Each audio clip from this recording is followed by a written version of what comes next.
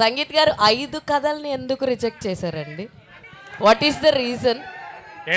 ఏండి సినిమా అయిపోయే టైంకి ఏంటంటే గొడవలు పెడతారు మీరు? గొడవ పెట్టలేదండి, జస్ట్ ఆస్కింగ్.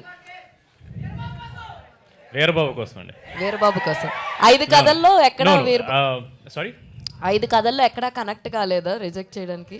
ఏండి ఇప్పుడు ఎందుకండి మానిన గాయాలని మళ్ళీ ఎందుకండి చెప్తున్నారు? ఎందుకు మానిందో తెలుసుకుందామనండి. లేదు రిజెక్ట్ అంటే చెప్పాయి కదా, నాకేదో హీరోకి వెళ్ళి ఇచ్చినట్టు నరేషనే ఉండదు. వీ డిస్కస్ ఈ కథ బాగుంటుందా, ఈ జానరా నీకు సెట్ అవుతుందని. ఈ కథ అయితే పర్ఫెక్ట్గా అసలు ముందు చేద్దాం అనుకోలేదు సంగీత్తో. ఈవిడ ఇలా చెప్తున్నారు, అసలు ఈ కథ నాకు చెప్పలేదు. ఆవిడ వేరే ఈ కథ జస్ట్ అలా పెట్టుకుని ఊరికేదో ఐడియా ఉంది బాబు అని చెప్తే మరి ఈ కథ నా దగ్గర చెప్పకుండా ఏవేవో చెప్తారేంటని చెప్పి నేను రియాక్ట్ అయ్యి నాకు ఈ కథ ఇచ్చేయని చెప్పి అడిగింది. అంటే మీరే ఫోర్స్ఫుల్ గా ఇన్వాల్వ్ అయ్యారన్నమాట. అయ్యానండి. నాకు నచ్చింది నేను చేసుకున్నాను. డిసిషన్ కరెక్ట్ అండి, చాలా చాలా బాగా సెట్ అయ్యారు.